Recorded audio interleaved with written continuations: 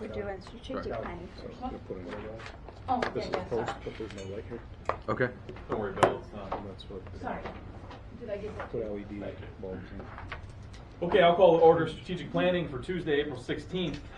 Let the record show that all committee members are present with the exception of Alderman Smith, who has been excused. I will make a motion to approve the minutes of the previous committee meeting, which was held on Tuesday, March 19th. Do I have a second? I'll second. Seconded by Alderman Andriano. All in favor? Aye. Any opposed? Okay, we have no unfinished business. New referrals, PL 3419 by Alderman Doherty. Grant Sunny Olean LLC permission pursuant to Olean City Code of Ordinance 27-7 to install an open loop geothermal water well at the premises located at 116 West State Street, Olean. Alderman Doherty, would you like to speak to this? Sure. So, as you all remember, Jeff Belt spoke with us, and we needed some time to discuss this. So I figured I'd formally. He requested that I put a PL through to get the ball rolling on the discussion, whether it's shot down in committee or goes forward, becomes an actual thing that. You guys, grab these seats. So. Grab these seats. I'll sit it. There's another Take blue that one. seat. Take that blue seat over there. There's two there. Line up to the table. I don't like. Come on up. Get some coffee. Your dad bites. I don't like. That's right. You guys know Robert's rules? No? Order? No? Neither do I, so not real well. We just broke all of it, so it's all good. Okay. Sorry. Anyway. Alderman. Okay, where were we? So Jeff Belt showed up at a meeting a couple of weeks ago, right? Right.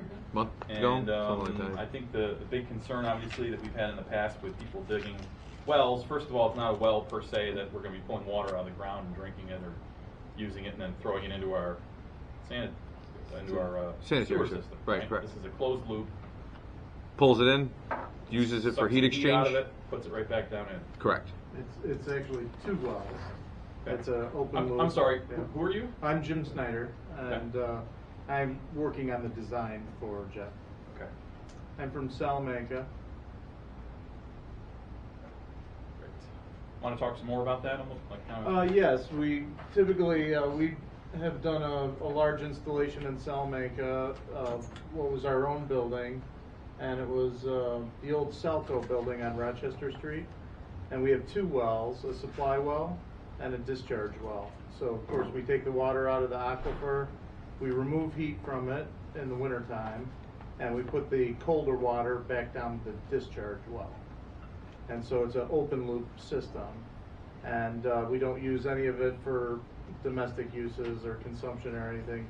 And the same number of gallons comes out of the well, goes back down the well.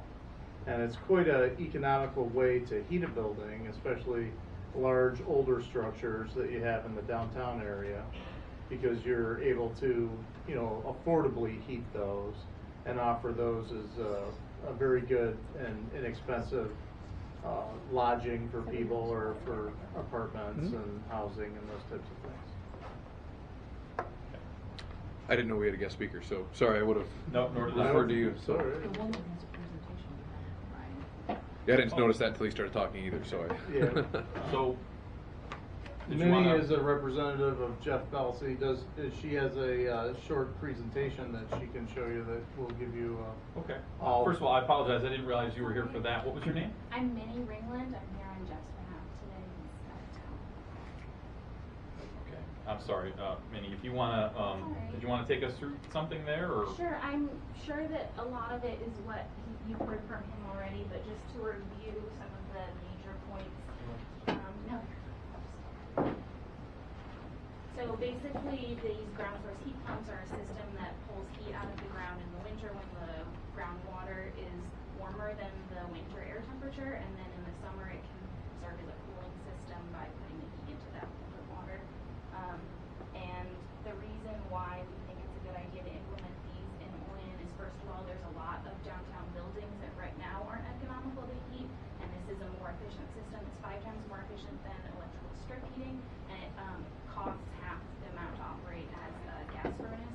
And so we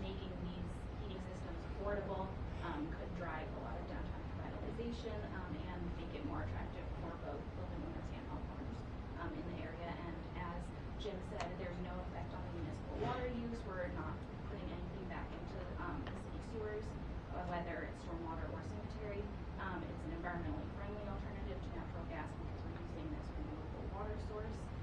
That's the Olean aquifer, and I'll get to that in a moment. And at the end of the day, the user experience with this heating system is no different from a traditional forced air furnace.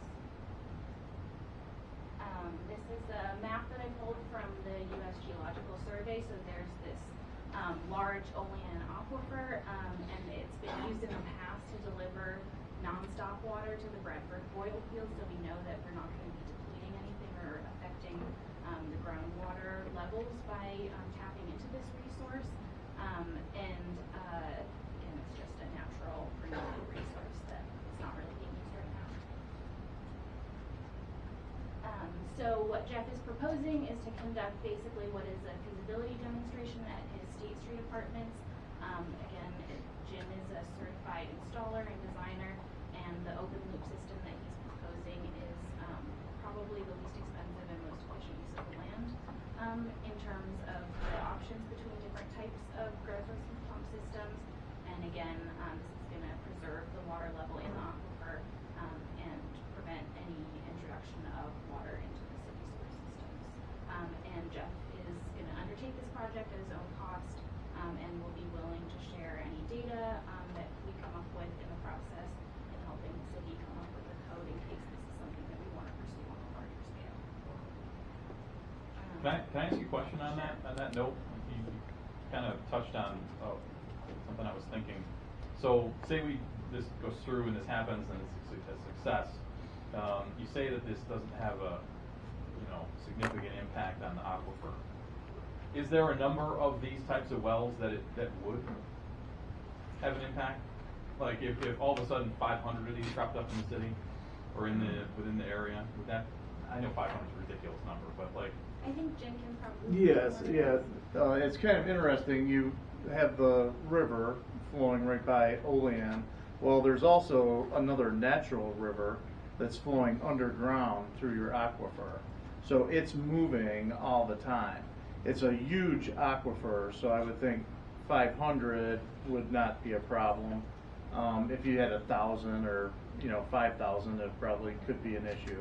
But 500 is not going to be an issue because that water is moving. Although it's moving slow, it's warmer water coming in. We're removing the heat from that water. Then that colder water is going down almost at the same rate that the river is flowing at certain times.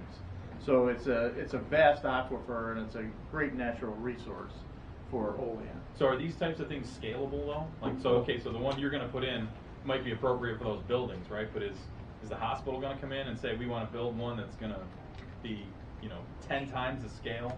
Oh yes, they're definitely scalable. Okay. We're just working at. We did an arena out at Houghton, and that was a pretty large system. We've done a big system in Salamanca, so they're all completely scalable. It's all about how many wells you would need and how many gallons per minute you'd want to run at that point in time. But by putting the water back in the aquifer, it's fantastic because the earth actually heats that water back up as well, and it'll take the heat out of the ground and out of the gravel that's underneath the land. Thank you. So I think we went through how the system works, and so I'll skip through that just in case there are any concerns about environmental safety. There are a lot of precautions that go into the design to make sure that we're having as little impact on the environment as possible. These systems are being actively promoted by NYSERDA. They have a rebate program right now to installers, and that gets passed on to the building owners. It's regulated by the DEC, so they promote it as a renewable energy source, and there's also a 30% federal tax credit for people that install these systems in their homes.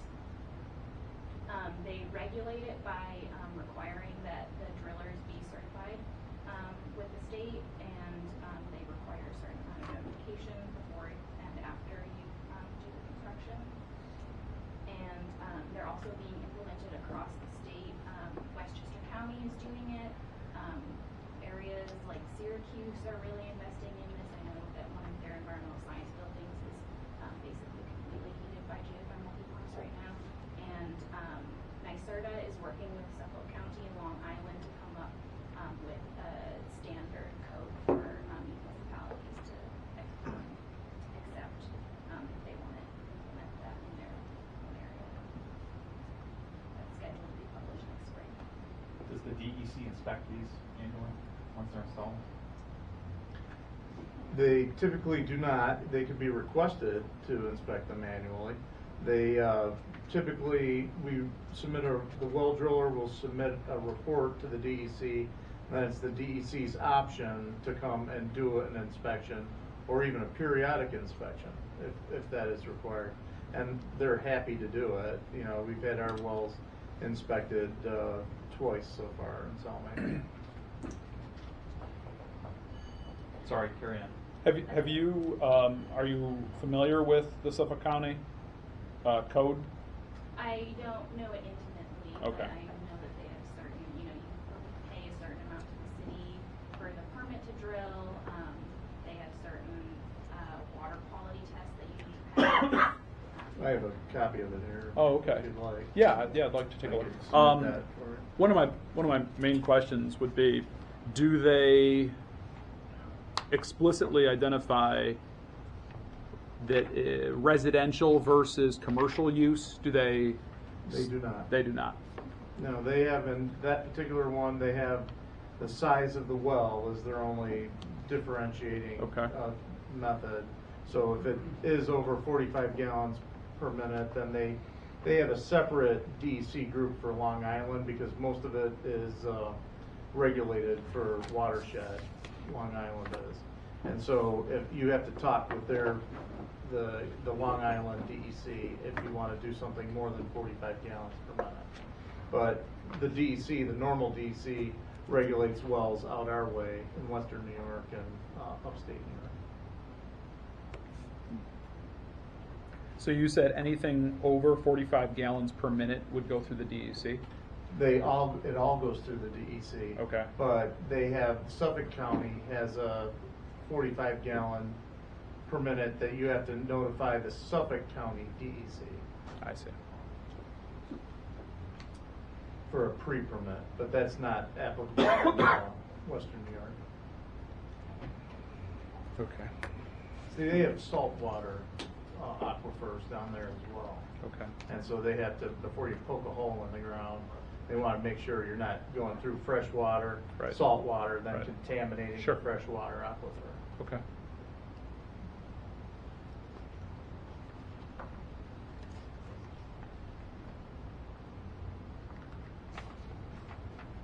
Any other questions? Thank you. So, Nick, the this PL or whatever legislation for future use, because that's what this is all about, right? You put something on the books, and all of a sudden now it becomes something that somebody else can do. This could be drafted in a way that wouldn't affect the municipal water like other entities that have approached us in the past, correct? We could. No, I think the distinction you have to make is they're really harvesting the heat. They're not harvesting the water. They're also harvesting the cooling too. Well, the resource that they're harvesting is the heat and the cooling. They're not harvesting the water for usage. You know, they're bringing it out and putting it back down. So there's a legal distinction you can make. Gotcha. My only thought is because with the prior entities that brought up bringing water out of a well, cooling whatever they were cooling, they were not going to put it back in. But if the law says they have to put it back in to qualify, I mean that essentially. I think I'm not an environmental guy, Sure. but I think the DEC would be hard pressed to approve them using water for a specific purpose and then putting it back. Gotcha. Okay. Essentially contaminating it and putting it back into the. It's Running it through a it's steam difficult filter. for them to, if you have treated water, they let you put treated water back on the surface, but the way the DEC is heading over the next 10 years is they're going to try and eliminate putting any groundwater back onto the surface. So in other places like industrial users and that type of thing, they actually contaminate the water when they pump it out of the ground. And go through a steam And turbine. then they go through a treatment process, and the water can be dirtier when you put it onto the surface, into a creek or something like that. But you have to have pure water going back in your aquifer. You don't want any contamination. So. Because we've been approached in the past about drilling wells for industrial and commercial use, and one of the city's largest customers, I don't know, has a very sizable, annual revenue stream that helps to keep the water filtration plant going. And without, if we run the risk of losing those types of revenue sources, then that means the average homeowner is going to have to be responsible to pick up the bill for the operation of the filtration plant. So my concern is the spillover to industrial users. If we go down this road and approve something like this, are we setting ourselves up for lost revenues and increased hardship on homeowners to pay for their water bills? Because we open up a Pandora's box. I guess that's my concern. And if the feeling is that industrial use creates contaminant that could not be put back into the aquifer and have a closed loop system, then maybe that's the answer.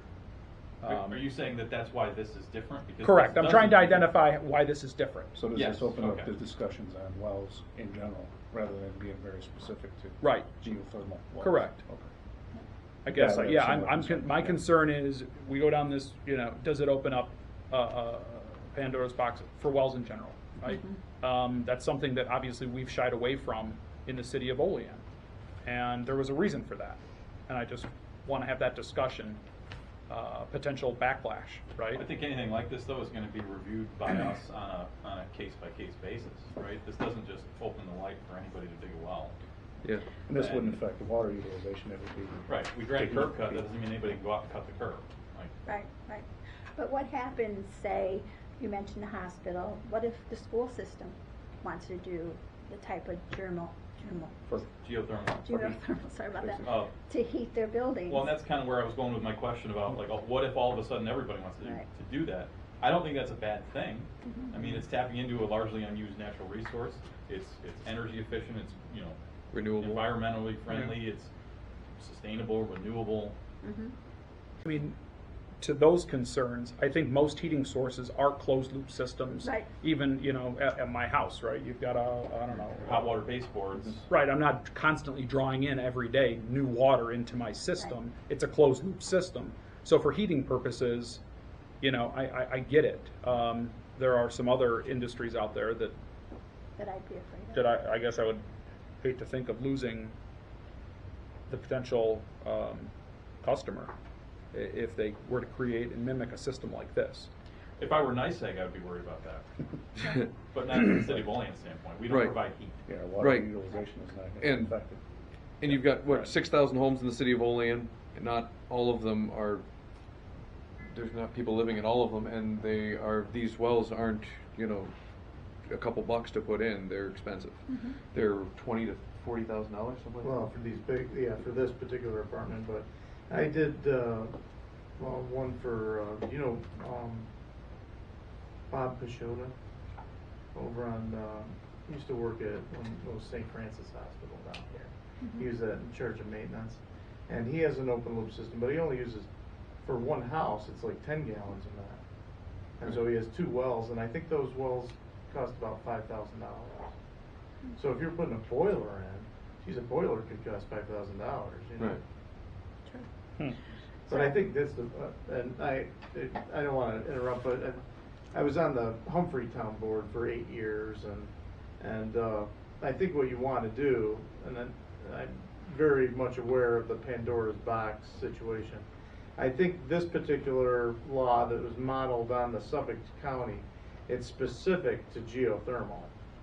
And, if they wanted to put in a closed loop geothermal over at one of your large customers here, water customers, I think, they're taking the easy way out using a lot of public water.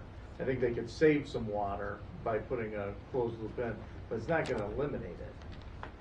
You know, I think if you go with that law the way it's written right now, it specifically says you have to conform to the International Ground Source Heat Pump Association rules for putting wells in and those types of things, and that does not include pumping water out of the ground and discharging it onto the surface. I guess I would just ask Bob if you see any issues with this going forward with the city system. I'd like to do a little bit more research, you know, and just get all the facts, you know, from our operators and things. I'm curious about it. I think it could be interesting. Mhm. We need to be prepared for the fact that it could become popular, right?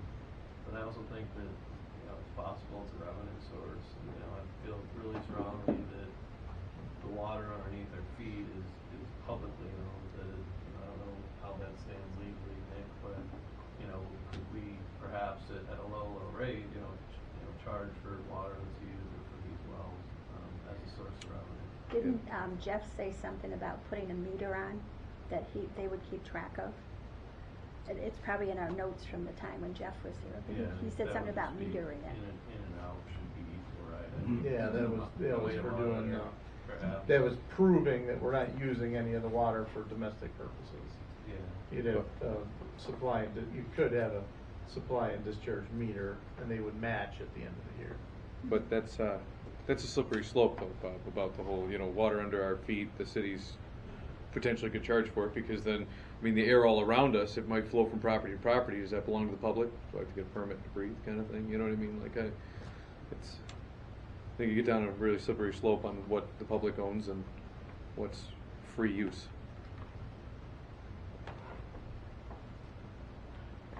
What about DEC inspections?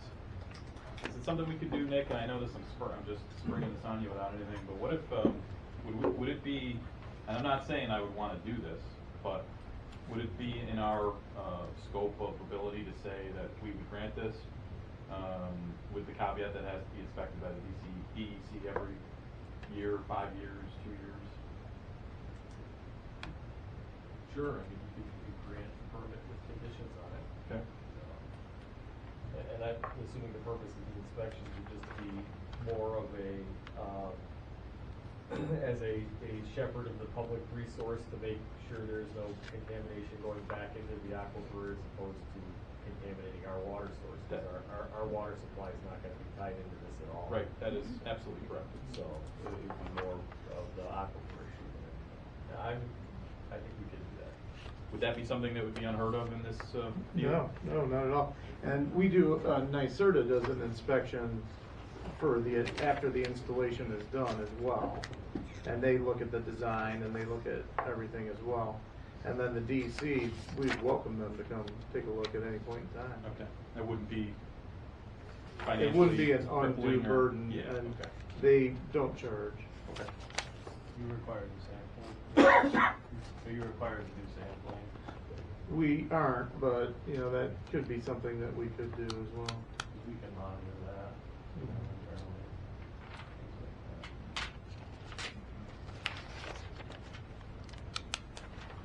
that. Anything else? So I think we should probably, what I'm reading here, am I correct that we probably want to postpone this for an additional, till the next meeting at least? Sure. I'll make the You can motion. do some homework, Bob, and Sure. I'll make the motion to postpone to the next strategic planning committee. okay, motion on the Oh. floor, do we have a second? Sorry, I don't think I can make the motion. I'll make the motion. Motion on the floor by Alderman Witt, do I have a second? I'll second. Seconded by Alderman Crawford, all in favor? Aye. Any opposed? Okay, 3419 is postponed until the next city strategic planning committee meeting. Thank you very much. Okay. Appreciate it. Thank you All very right. much. Yeah. Nice to meet you. Yeah, nice to meet you. So, you guys won't call me or anything? I was gonna, yeah, Sure. Yeah, just turn around. thank you. You want me to pass them around? Sure, yeah. Right. My electrical lines are being. Thanks, Jim. So. Oh.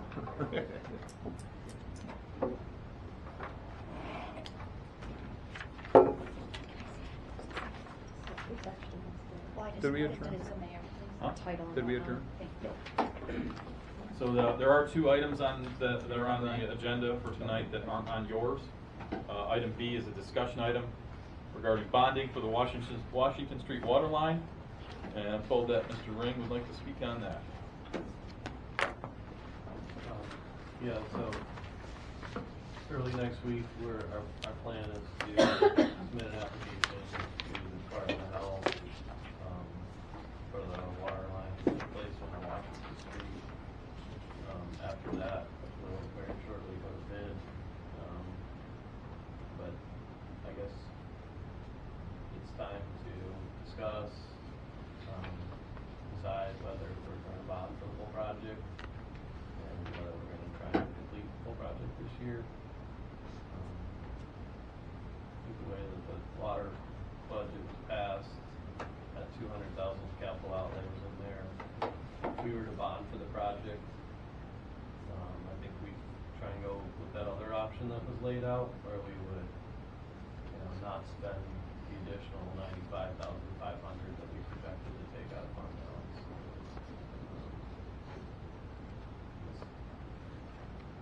If we were gonna bond. Yeah. Right. Yeah. I suspect we need between 700 and 800,000.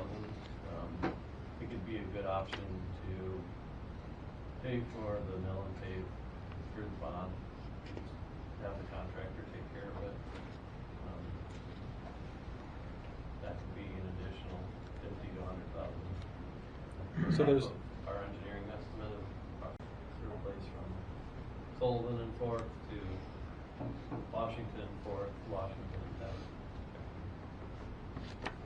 there's no doubt that, I mean, we know the water line's got to go, and we know that street needs to go. So what is the potential timeline in your mind? I know we tossed around some dates previously when we discussed this, looking at doing the water line this summer and then the street the following summer. Are you still thinking that same process, or could it all be accomplished in this season? I think that's the most likely scenario, unless we got a really ambitious contractor to put in, almost a mile of water line and prepare for mill and pave. Is it just a relining or is it a new pipe? It's a replacement of 4-inch with an 8-inch multi-services. It's actually digging into the ground. Yeah, there's about 75 houses along that stretch. They would all be new copper services and connections. And at every intersection, you have to tie in, T into all the other lines. That's several days of work just to at those intersections. We'd be upgrading the hydrants too, right? Yeah. Well, isn't that kind of the whole, Yeah. the whole point of this at the most basic level is that. Yeah. So I think what you were thinking was lining the pipes is usually sewer line. So just, Oh, okay. Yeah. I didn't know if they did more on it, so. So this will eliminate that safety issue.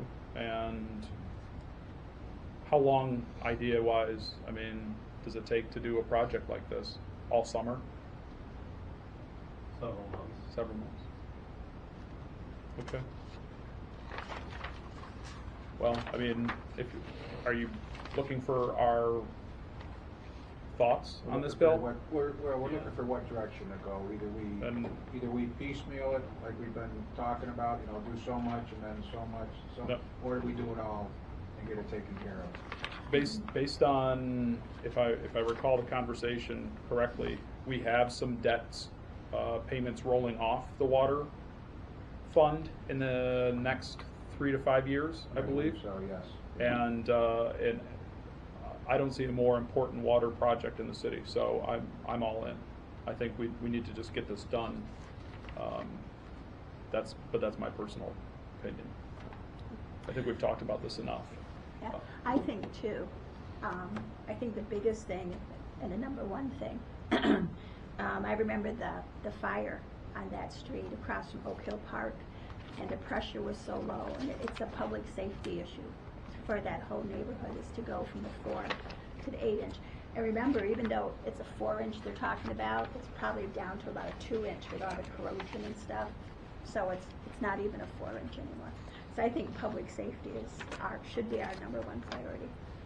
I think if anybody ever wants, a wake-up call, I've been asking Bob to bring in a section of, some of that water pipe they cut out. It's, I was over at the water filtration plant, and that you're not lying. I mean, you go from a pipe that used to be like this, and now it's down to literally a diameter of 2 inches, and it's. It was very interesting when I replaced my water line from the street in. I had the old galvanized pipe. Yeah. And it was, you wonder how. Any water pressure, vector. and that was years ago. Now Sure. we have a copper line, and I mean, we have two bathrooms. Right. And the pressure is good. You can each take a shower at the same time, not have to wait. So. Right. I mean, I think that a project like this also, people, in the city, they believe that our water is expensive, and then, from a, they're probably getting poor pressure in their homes. I think this is the right thing to do. Bill, what would you rather do? Piecemeal it or do it all at once? I'd rather do it all at once. Bob? I'd rather do it all at once. I get no greater complaints than the Washington Street minefield. Where there's always those gripes, those naysayers on the Facebook that talk about how we wasteful spending this, wasteful spending that. Why aren't they putting money into our streets? I say that's the number one complaint that I see and I get calls on. And so to tackle that and have a public safety issue tackled at the same time, it's a win-win. So I'm all for it all at once. I'd rather do Front Street. This is a bad one too.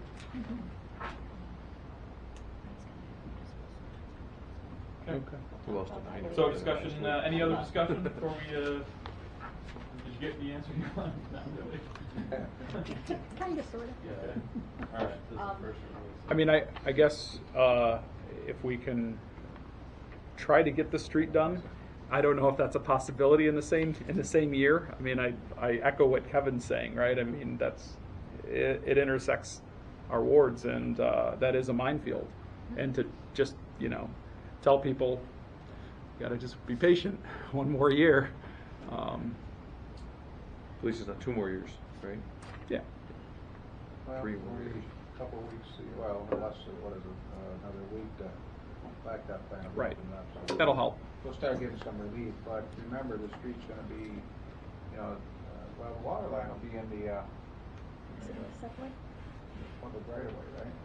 No, it's just south of the curb line, just south of the north curb line. It's Okay. 2 feet into the road. Oh. So the roads will be open. So the road's gonna Yeah. be, so the road's gonna be opened up, and, I mean, there'll be a lot of inconvenience. Yeah. Especially tying into the homes, and, Mhm. but, when it's all over and done, fire suppression's gonna be there, and, good water flow to the homes, and we're tying in, the system, and it's one more area that we're done. So, Yeah. agreed. Call it a minor inconvenience compared to the Oh, sure. alternative. No, no. Yeah. So I guess then for direction, Bob will move forward with getting the bids out, Okay. and then you'll have to authorize the bids. Okay. So I guess that's the direction we'll go. Nick, is that the next? Yeah. Okay, so we'll. And at some point, we'll probably have a conversation with Municipal Solutions Yeah. about a ban. Yeah.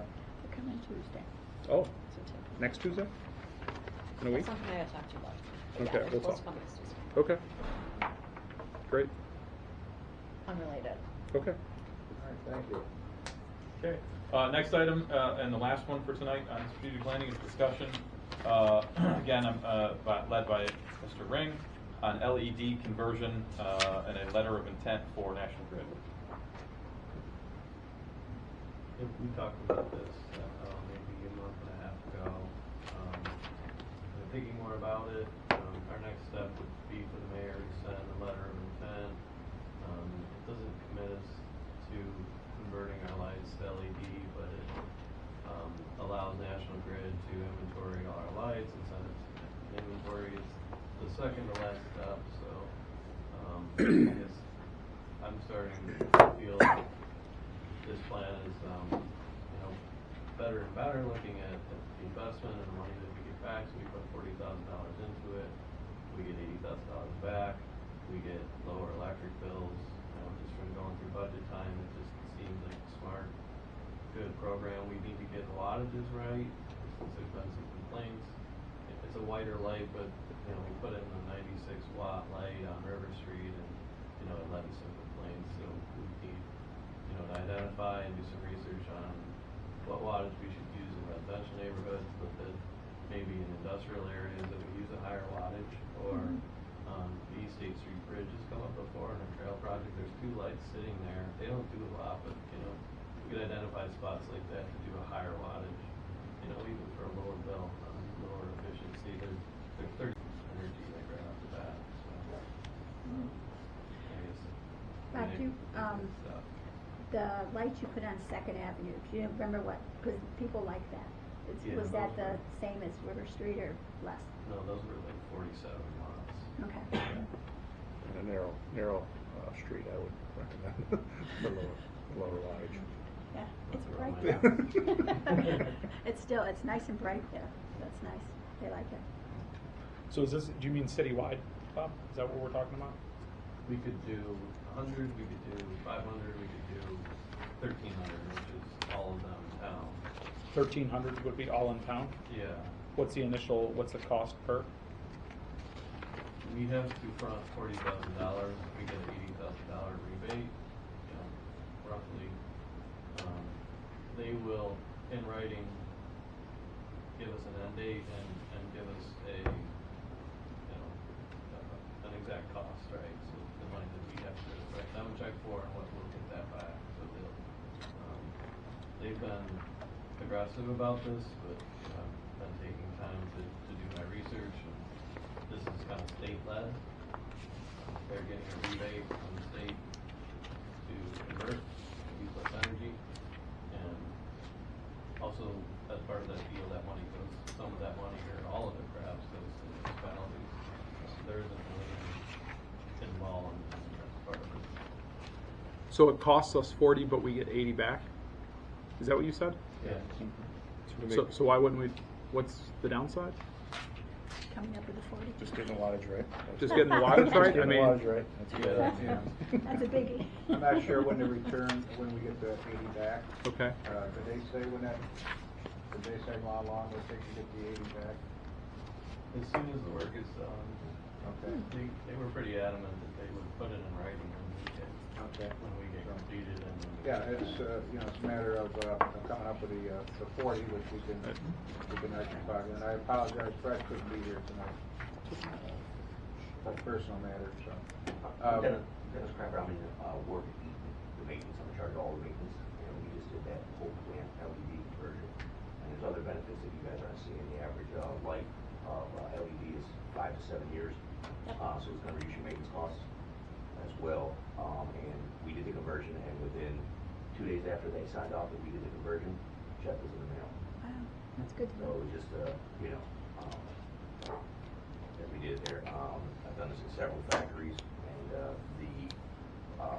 for example, even fluorescent lights in here, we went from 40 watts to 13 watts, and the lumens remain the same, just the level of brightness. And Eaton is, we just finished the conversion in January, and we dropped about 60% kilowatt hours usage. Yeah. So when can we do this? Yesterday? No, I mean, I think it's absolutely worth pursuing. I just need, Yeah. I need the council's permission to enter into the agreement. Yeah. So. And I mean, even in something like that, if we needed to, right, that we know we're getting the money back, if we needed to dip into fund balance for the 40, and then we're able to replenish it upon completion, Right. I don't think it's an issue as far as that funding goes. But that makes sense. It's great. So we'll do, we'll put it on for next week. Okay, sure. Just a question to that. This is a letter of intent, non-binding. Yeah. Then no, we're going to resolution. So everybody's good with me signing the letter of intent. Sign. Great. Okay. Sign away. You guys are just talking about the city lights, and I don't know if you've done it yet, but they're doing the same thing with all your fluorescent lights, these fluorescent lights in your buildings, or in public buildings.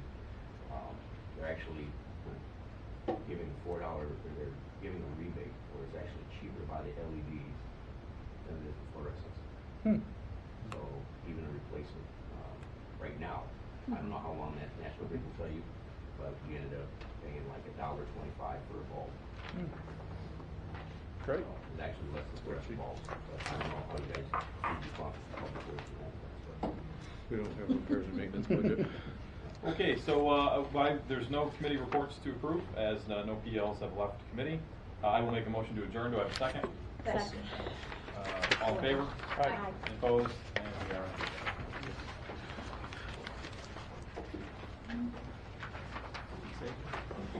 Operations. Oh, am I running? Okay. Let's just sign everybody's sheets so they can. What is this?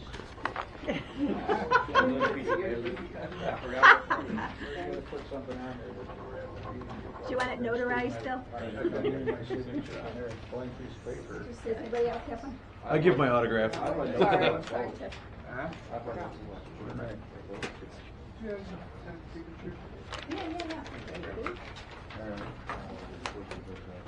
Oops, sorry.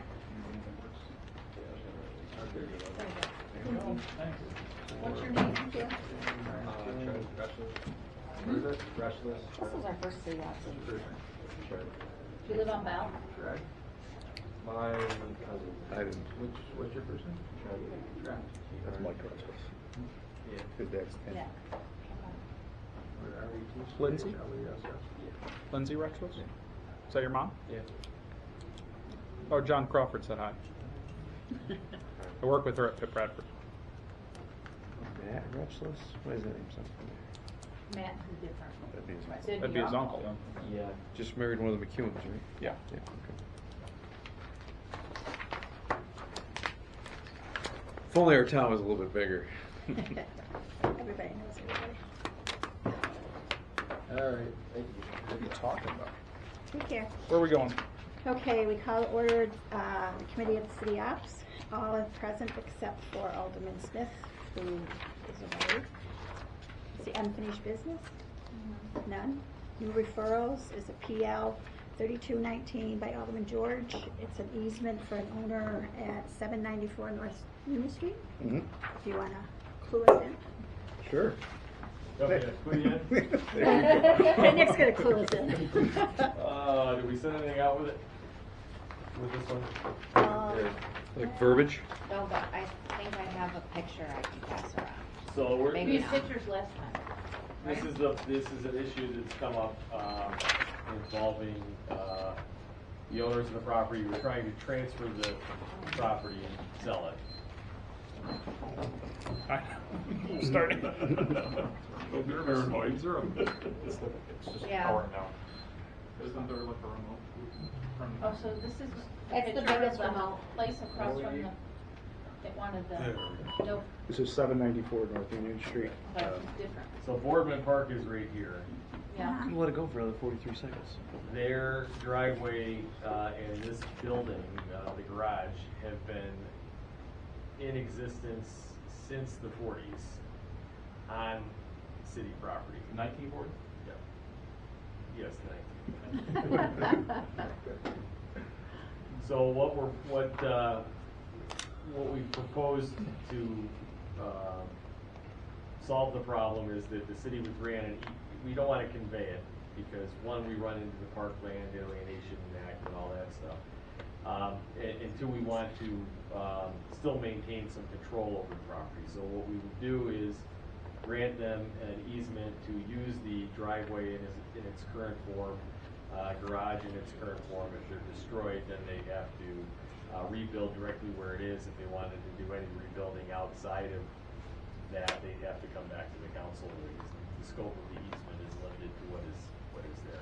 But what it does is it enables them to sell the property with clear title because they now have legal permission to use the parcel that they've been using for 70 years. At least a lifetime and a half, a generation and a half with this family. So Yeah. Is that the house that's for sale? Mm-hmm. yes. Yep. I know which one it is now. Is that why we're going through this, because it's for sale? We're going through it because it was discovered as a result of the sale. Okay. That the survey, it's weird because it never left the family in a generation and a half, so there was no title work True. in that history to show that this was a problem. So now, mom and dad are deceased, the kids own the property, they're selling the property. Now is when they come across this problem. So we're worked with their attorney to come up with a solution to resolve it. Yeah, the father there just passed away probably, I don't know, maybe less than 6 months ago. And so they've been, both, actually her sister just passed away too.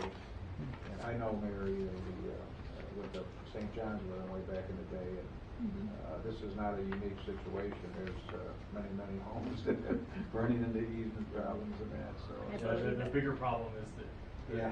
the swath of land that runs along all the back of those houses is actually flood control. It's owned by the DEC, and in some cases, these enclosed porches that people have built are built on the DEC's property, and they're far less easy to deal with. Forgiving?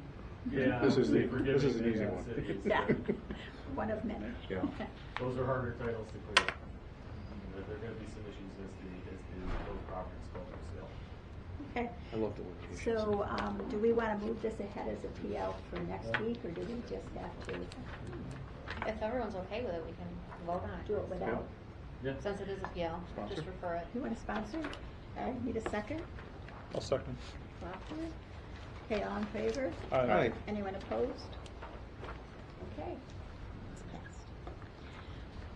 Approval of committee meeting, committee reports. Yeah, we do. Okay, what do we have? Just referring that up. Okay, we did that. Okay, motion to adjourn. First. Second. Second, yeah. All in favor? Aye. Right. Okay, we're adjourned. On to public safety. I'll call the order of the Public Safety Committee meeting for Tuesday, April 16th. Let the record show all aldermen present, with the exception of Alderman Smith, who's excused.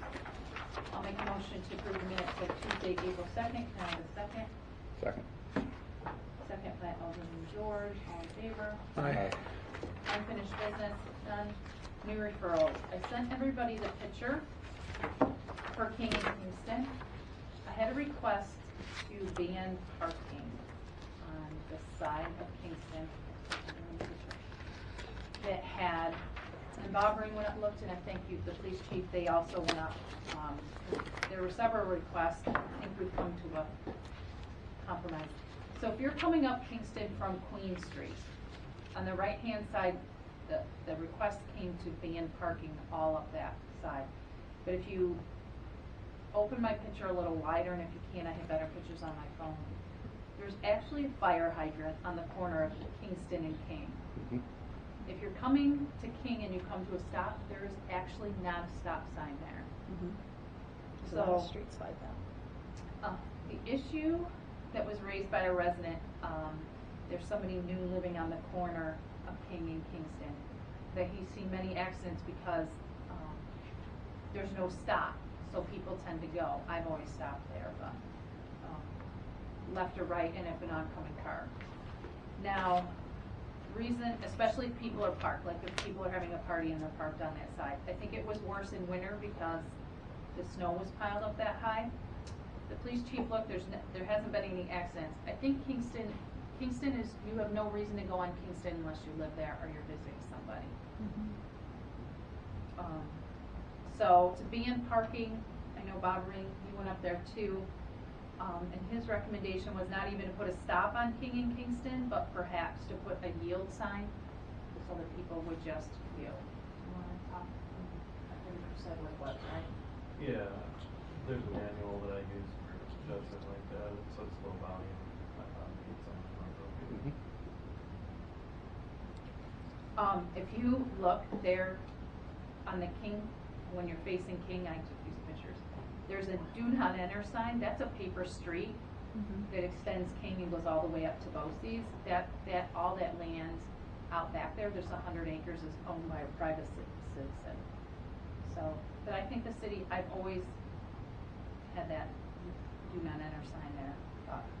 I mean, it's up to the council what your thoughts were. I definitely thought that was a better compromise than banning parking on that street because really there's not that many houses on that street.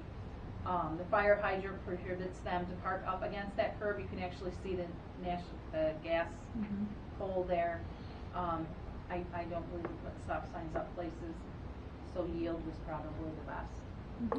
I just want to know what you guys thought. Just nearby where all that drainage issue was a couple of years ago. The drainage is actually on the other, it's at the bottom of Queen in Kingston. Okay. Where that pretend park, and there's a creek, and then the sewer line with the holes go all the way up to the Bosse's. That's where the sewer line ran up to the Bosse's. Okay. So yield coming down the hill. The yield will be on the corner of King, so facing King, right? You didn't want it on Kingston, didn't you want the yield sign on King? Yeah, north, Okay. So going towards that, do not enter sign. Yes, yield there, and then Kingston runs parallel to Prospect. You might get stuck on the hill, yield ain't going. Yeah, So coming down. Coming towards that, right? yeah, on King. Coming towards what? Kingston. Like the- you turned on, So the yield sign somewhere there. On the right-hand side. I As see. you're coming down King That's towards Kingston. Kingston. So what is, I'm sorry, I'm trying to digest this. What is the ultimate, what is the complaint? the complaint was that he's watched when he's out with his dogs. The person that lives in this house, you can't see it. Like the White House you see in front of this, of course they don't. On the corner, a new family moved in there, and their concern is that they've seen a lot of near misses because when the snow was piled up this winter, and then if people have parties or people going to visit, they park along Kingston on this side of the street. So when it's up close, people don't see, and they come out around when people are going up. Kingston doesn't have a lot of traffic unless you're visiting or you live there. I mean, there's no place to go on Kingston. It's when you get to the top, it's a dead end. You have to pull in It's like someone's driveway yeah, and it's turn like around. Delaware. It's a Yeah. three-way intersection with no yield and no stops at all. Right. But the rules of the road tell you that if your road comes to an end, you stop. The other road has the road that goes through has the right of way. True. So, Yeah, but I did that on Carolina and Bradley. People weren't doing it, there wasn't anything there, we put a yield there just for. Because And I'm gonna be for the honest sake with all of- of you, yeah, I I thought there think was it a makes stop sense. sign there. Yeah. I'm surprised there You isn't. would. I Yeah. went up there, and I am not proposing a stop sign by any means. But yeah, but people also don't know a lot of the rules of the road. You see, they barely get licenses, so I mean. And like I said, I sent Chief Raleigh up there as well, and he also reviewed there hasn't been any reportable car accidents in how many years, but. No, it makes sense. has the neighborhood been polled? What do they feel about it? So I did reach out to at least 4 or 5 different people that live directly in that Four Corner area, with the exception of Driscoll.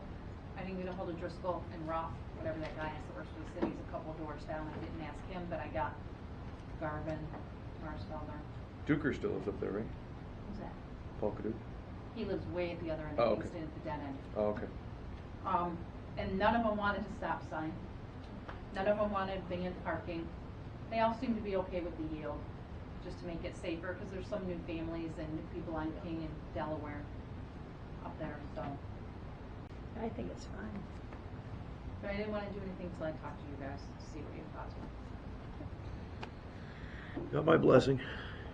Okay. And I'll put a PL together for the next committee meeting. There's number C. Letter C. Okay, that's fine. Oh. Okay. When will that be, Tiffany? Next week? I can't remember if this is a coaching or not. So you'll see the PL next week. You may or may not see the resolution. I have to Okay, double check. that's fine. B, zombie properties and county foreclosures, government property. Sure. So I put together a list. We talked about this a while ago, and I followed up with, after I forget what the deadline was it March 1st or something like that? April 1st. April 1st? April 1st. I followed up with the county treasurer's office as far as properties that are likely to go to auction. And I've compiled a list of 11 parcels, 10 properties that I would like to, I guess, first, before going down into the actual properties themselves, I kind of wanted to get the council as well as the mayor's opinion and feelings whether or not it's time to consider taking on more blighted properties in conjunction with the county land bank. I think we were very successful last year, remediating and demolishing and making true impacts in our neighborhoods. And I would like to try to keep going on that, build off of what we did last year. But it's obviously, there is risk involved, asking for more properties. Now, I think the approach with the list that I've put together is, rather than them just giving us maybe the worst of the worst properties and then we're kind of stuck with it, I've put together a list of 10 parcels where at least 4 of them have interested parties that either live next door to demolish at their own cost. I mean, so I've done some of the legwork to, again, it's taken care of a problem in a neighborhood, it's saving the city tax money to tear it down. I think we need to continue thinking outside the box on how to resolve these blight properties. And it's a discussion. So I would like to get your opinions on, do we want to continue going down that path? Did we exhaust our previous list? Yeah, so our previous list is done. And we do have the last one that I'm aware of is the renovation or the rehab on North 11th Street with RRC, with Rural Revitalization Corporation. They're still under the deadline, how we established, what is it, a 10-month deadline or something like that. May 18th, I believe. Is that the That's date? Drop dead date without an extension. May 16th? May 16th? Something right in there. Yeah. Now, we just added one, the one on North 13th, from Nate. Oh. No, Nate, the little green shack. The We green just shack. added Well, I think he was referring to, I think Brian was referring to our county list, the one we Yeah. inherited. But I'm just saying, that's going to cost us. Sure. So keep that in mind. Sure. Do we have, I know you asked for, it'd just be an interesting discussion, you asked the auditor for a list of An updated list. off the tax rolls with that, just an idea of. I think, because it wasn't, you said last year, but it wasn't last year that we got all these properties. It was 2 years ago, right?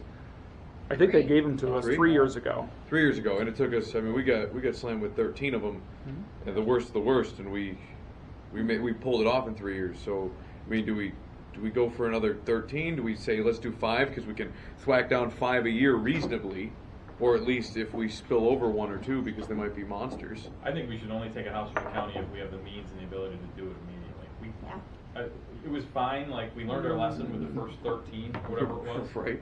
But it took us 4 years to get it done, right? But so, And- go ahead. Go ahead. No, I was just going to say, Go ahead. I would rather take a more conservative approach to that because councils change, people change, you just never know, and I wouldn't want to burden future councils and future mayors with 13 of these properties. Right.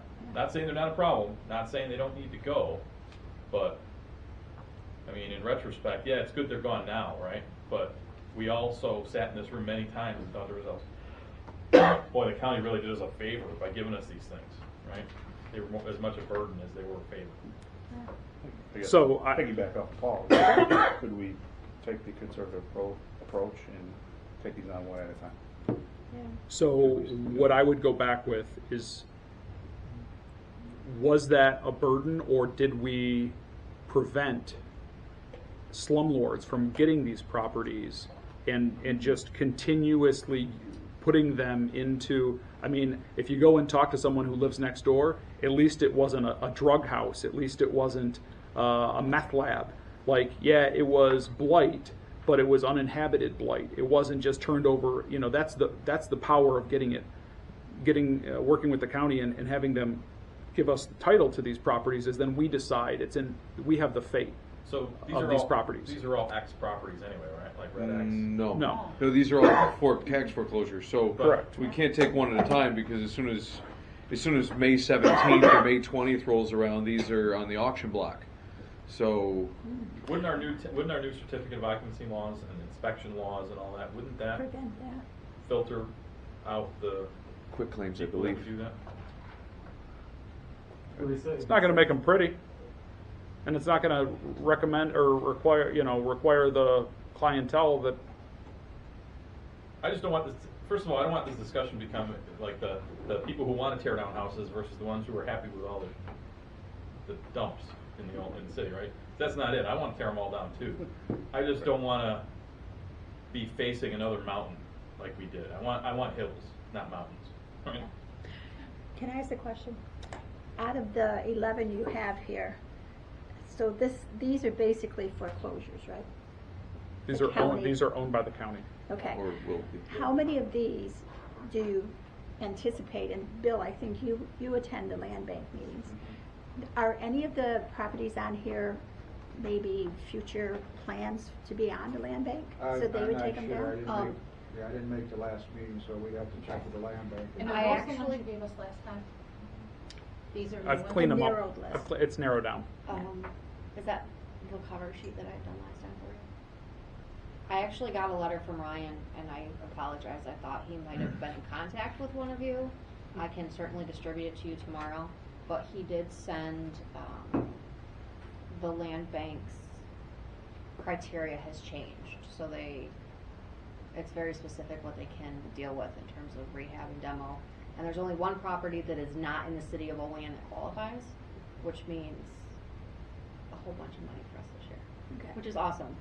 But there is one on John's list that he previously gave us that is also on the land bank list, and that's it. Do you know which one it is? Because all I know is when you gave us that original list, the one in my ward was occupied. So it's not like I could go and knock on the door and find out if 316 neighbors North want Street. that, when it was occupied. I believe. And I'll get you guys a copy I of this believe tomorrow. that the taxes have been paid on that list, on that one. So that's dropped off the list. This one's Yeah, on they the land. they have land up bank. until like the week before to pay. Okay. No, and the Okay. reason I ask is last year they took, I think, 7 down for us.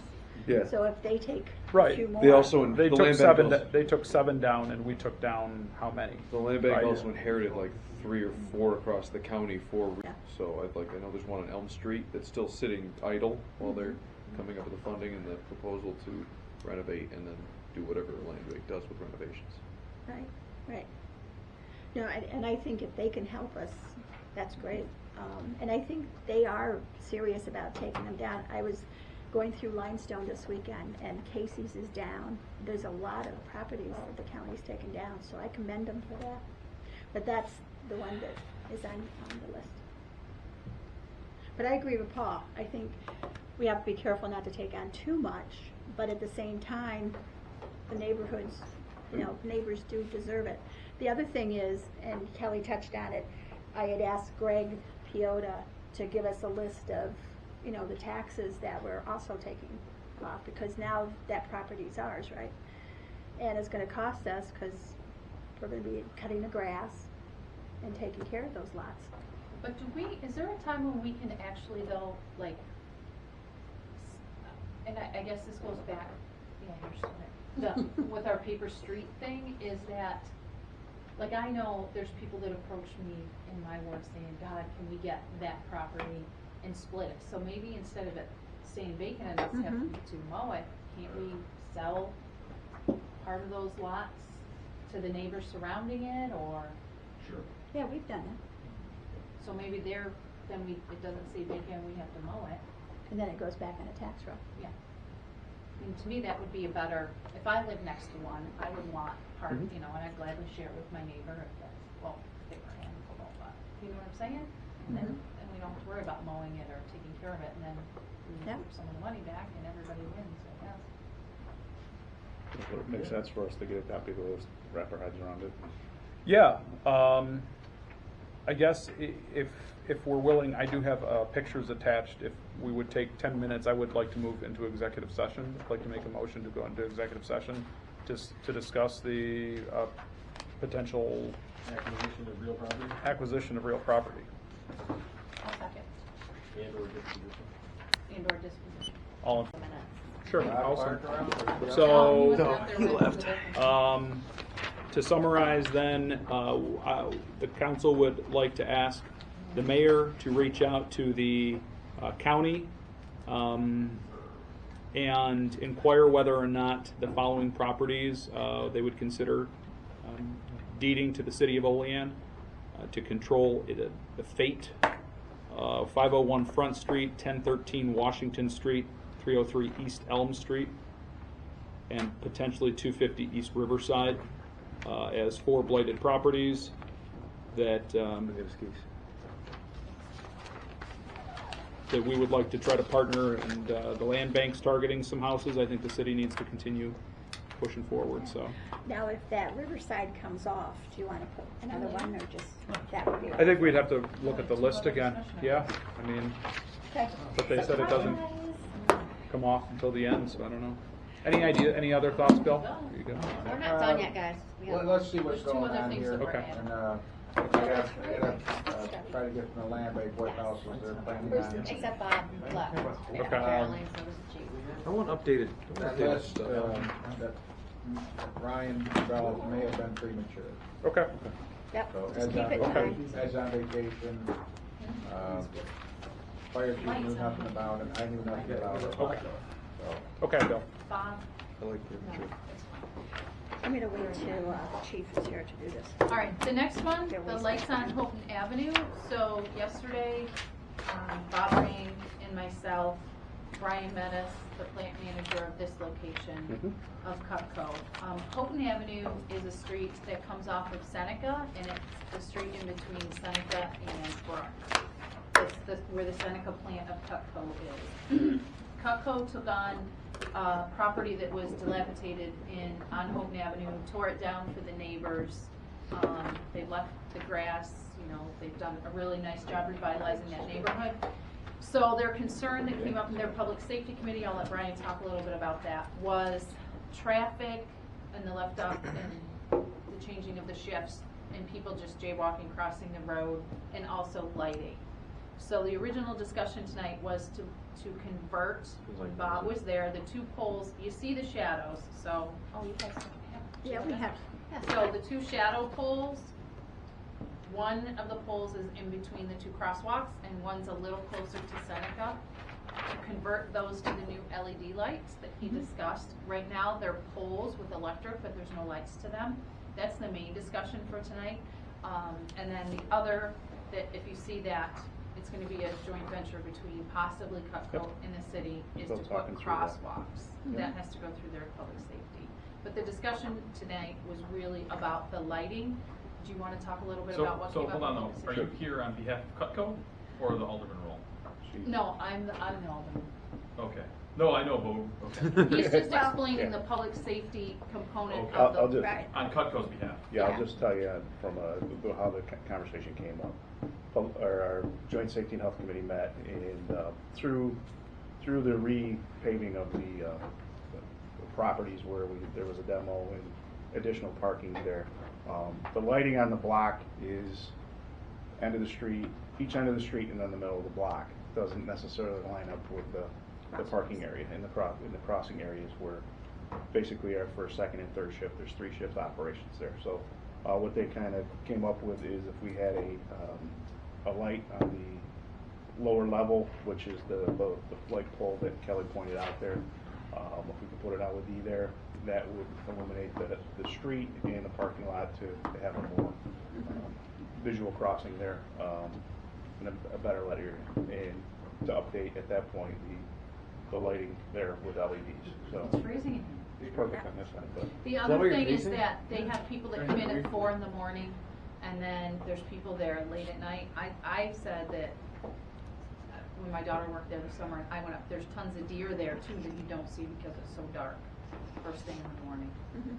So the main discussion tonight is just putting lights on those lights and making them LED. It goes along with what Bob wants to do, so I'm fine with it. I would say it's one additional light with updating the lights on the street to LED. Are there lights on those poles now? The 2 that will update, yes, but the one in the middle, there's electric and there's a line, so there will be a cost of putting a light bulb in there. He was Fixture. gonna run numbers for him and get back to me. Well, it's not the cost of putting the bulb up there, that National Grid Yeah. pays that, it's the juice that we're paying Yes. for to run. Right. It's like $1,000 a year. Unless we have them converted to LED. Right. They're gonna be LED, Right, is what that'll he be like suggested. 2,000. What? No, less than that. It'll be No, it'd be like $100 a year. It'll be $2 a year. $2. These are $1.50. But he did give the map because I'm a in future financial discussions, we will talk about the crosswalks. But That's not everyone's for working some- on that, that's that's not Yeah, not, that's but not you tonight. know the sad thing about the crosswalks, it won't change people's habits. At the hospital, we have our crosswalks. They walk, they cross wherever they feel like. And people, the hospital has told them not to do it. The medical group has told them not to do it. These people just walk. Yeah. I mean, just drive by. They They also cross told not to wherever. smoke either, and they Yeah, cross the yeah, street to yeah, smoke. Just You step see in it every and- day on We've hit Union people, Street. doesn't They get out of matter. their car and they cross the street. They do. So the discussion is for lights, People and like if you to- guys are okay with that, I'll Yep. I'll. I'm good with the light. You're not I'm in good favor of with it? I'm a nay. Okay. I'm a yay. Is this You're a a PL? yay? This is a, I'm a yes. Okay. is this a PL? No, Okay. I wanted to discuss I'm in it favor. first. Okay. Would you like me to get 10 o'clock the Yes, information please. from Bob Ring for Will the you please? PL? Cool, I'm just. And then the second, is Alderman Witt had asked the police chief Sorry, to I was just update the trying to I'll- traffic. stretching. I'm on the gonna photos pass taken. it to the next committee meeting Based so on the police shadows. chief can be here. Okay. Because Mr. he West. does a very good job. I apologize, I forgot this was on. Oh, that's okay. I sent them home. after- So we have Front no Street's not going approval anywhere. committee report, so I'll make a motion to adjourn. Do I have a second? Second. All in favor? Aye. Okay. The second was by George. Just more or less, George Portland? 68,849 vehicles. One of those. How many? 68,849 vehicles on Front Street.